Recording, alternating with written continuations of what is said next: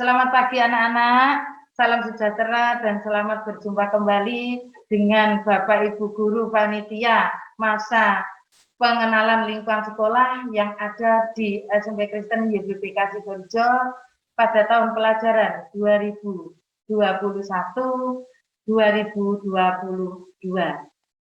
Nah, saya di sini Ibu Jemini mengajar bahasa Indonesia di SMP Kristen YBPK Sidoarjo. Dan pada saat ini, hari yang ketiga, kalian masuk di masa pengenalan lingkungan sekolah dengan materi cara belajar efektif di masa pandemi. Nah, sebelum kita masuk ke materi cara belajar efektif, kalian tentunya perlu tahu dan memahami di tengah maraknya wabah COVID-19 yang merebak di seluruh dunia,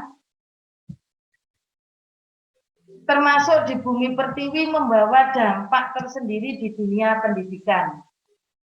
Pendidikan termasuk diantaranya bidang yang terkena efek dari COVID ini. Dan saat ini harus beradaptasi dengan cepat agar proses belajar mengajar di semua tingkat tidak terganggu. Untuk itu, diadakan pemindahan kegiatan belajar dari sekolah ke rumah sebagai upaya untuk menjaga jarak sosial. Oleh karena itu, mari kita belajar bersama-sama bagaimana belajar efektif di masa pandemi ini.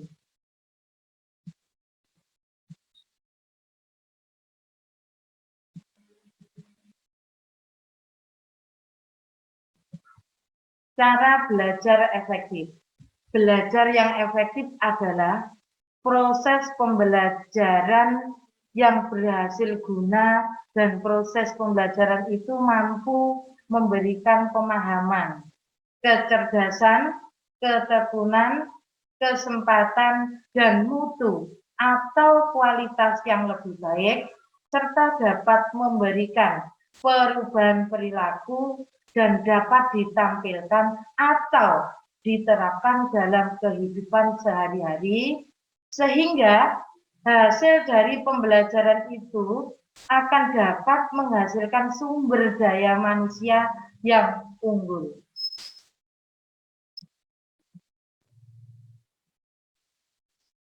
Rajin membuat catatan intisari pelajaran.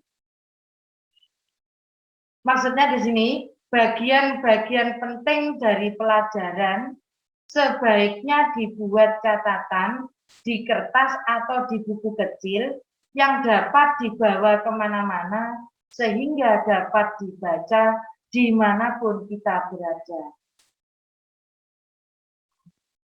Berikutnya adalah belajar digital. Nah, di sini.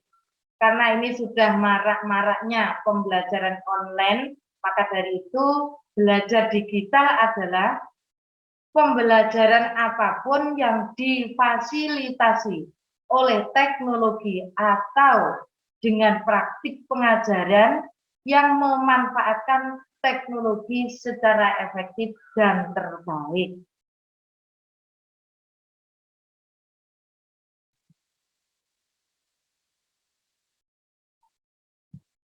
Adapun sumber belajar digital dalam media pembelajaran adalah yang pertama, pembelajaran berpusat pada siswa. Jadi ditumpukan atau dikondisikan kepada siswa. Yang kedua, media pembelajaran bisa menggunakan Zoom, WA, Google Meet, Microsoft Teams. Nah, di sini kalian sudah canggih pegang HP, jadi nanti bisa kita terapkan bersama-sama melalui media pembelajaran yang dilaksanakan oleh Bapak dan Ibu guru. Berikutnya adalah membuat perencanaan yang baik. Rencana belajar dan rencana pencapaian nilai. Buat rencana belajar yang diprioritaskan dan buatlah jadwal belajar yang baik. Jadi kalian tetap menyusun jadwal tersendiri di rumah, bisa ditempel di meja belajar atau di dinding, supaya kalian bisa fokus dan tidak lupa jadwalnya apa pada hari ini. Berikutnya adalah disiplin dalam belajar. Nah, di sini membuat jadwal belajar, contohnya seperti belajar tepat waktu dan serius, tidak sambil main-main dengan konsentrasi.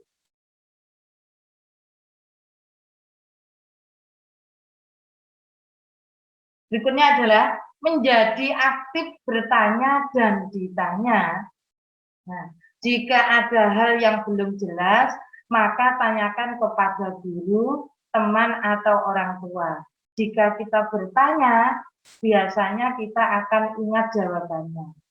Jika bertanya, bertanyalah secukupnya dan jangan bersifat menguji orang lain yang kita tanya.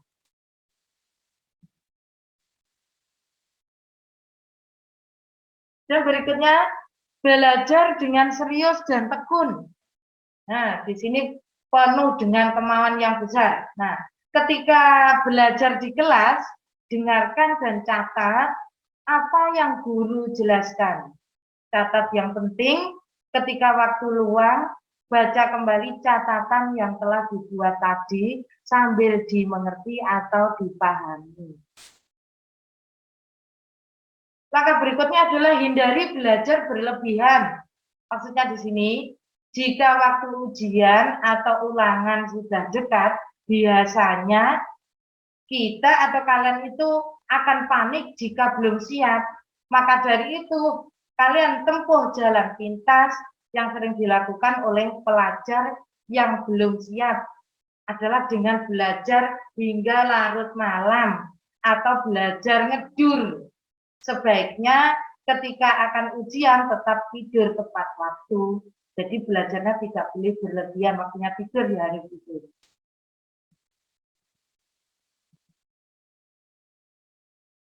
Langkah berikutnya, jujur dalam mengerjakan ulangan.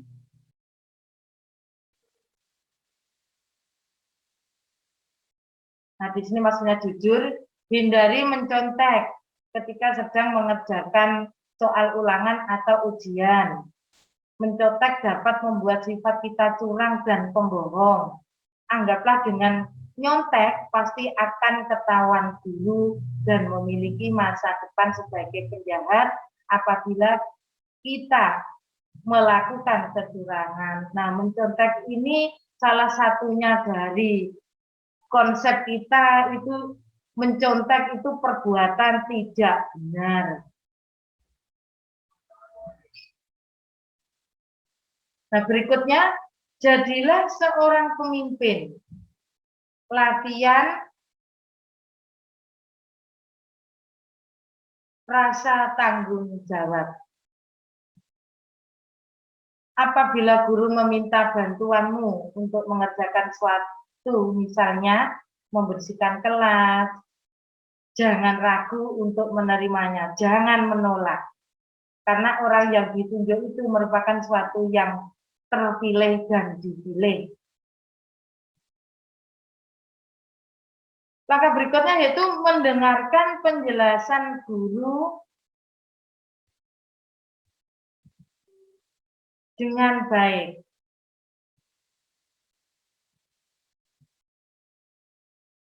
Jawablah setiap pertanyaan yang diajukan oleh guru apabila kamu mengetahui jawabannya. Jangan menunggu guru untuk memanggil kamu untuk menjawab pertanyaan.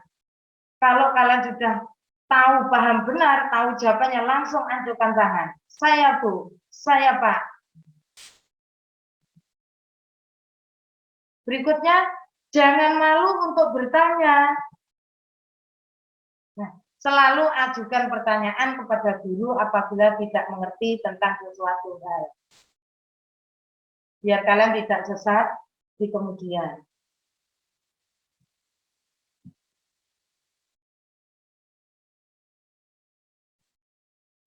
Berikutnya, jangan suka mencontek teman.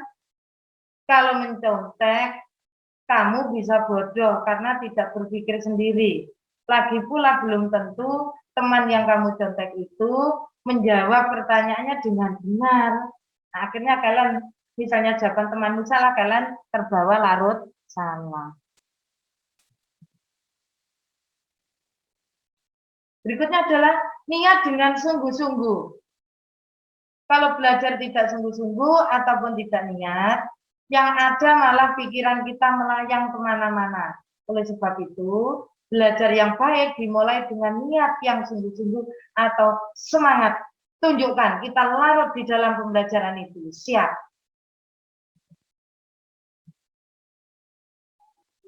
Kemudian, lokasi dan situasi yang kondusif.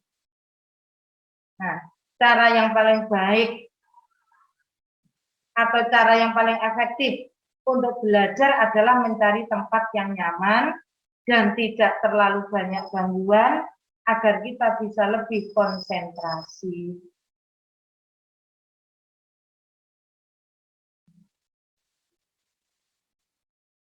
Nah, berikutnya, hindari sikap tidak jujur.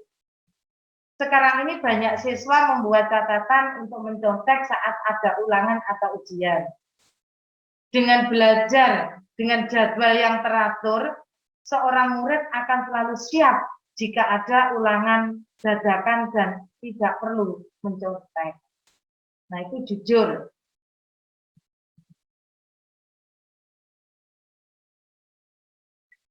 Nah, ini ada metode. Metode imitasi. Di proses belajar bisa berjalan dengan sempurna melalui metode imitasi atau meniru. Menirukan. Kalau praktek menirukan karya orang lain. Nah, itu. Metode ini direalisasikan ketika seorang meniru orang lain atau gurunya. Metode ini sering digunakan anak kecil untuk melafal kata bahasa dari orang tuanya. Begitu juga jika ia meniru berbagai perilaku, etika, dan tradisi. Ini menirukan.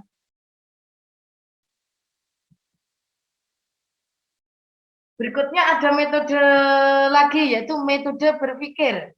Nah, proses pembelajaran ini juga bisa berjalan sempurna dengan melalui metode berpikir. Dengan metode ini, seseorang seringkali mampu menyelesaikan masalah hidupnya.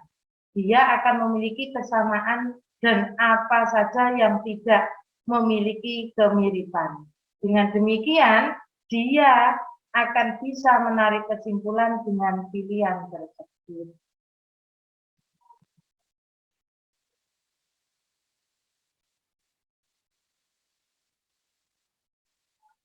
Kemudian belajar itu mulailah dari yang kecil. Mulailah belajar dari topik yang paling Anda kuasai atau gampang. Setelah itu barulah dilanjutkan dengan topik yang lebih menantang atau hot. Hal ini dimaksudkan agar kita tidak langsung down dan putus asa jika mengerjakan soal-soal sulit terlebih dahulu. Jadi biasakan hal-hal yang terkecil dulu.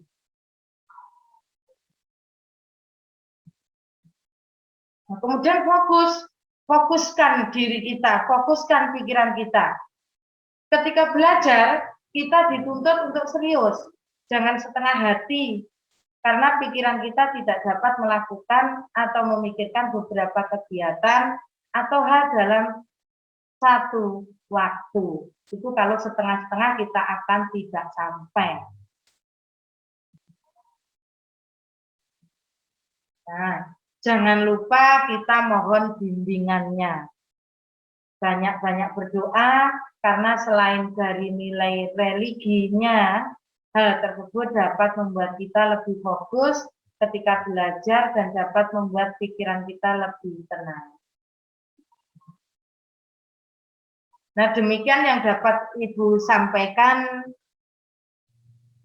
Mudah-mudahan materi cara belajar efektif di hari ketiga masa pengenalan lingkungan sekolah yang diadakan di SMP Kristen YPPK ini bisa menjadi pedoman dan dapat kalian terapkan belajar yang efektif di masa pandemi COVID-19 ini. Terima kasih.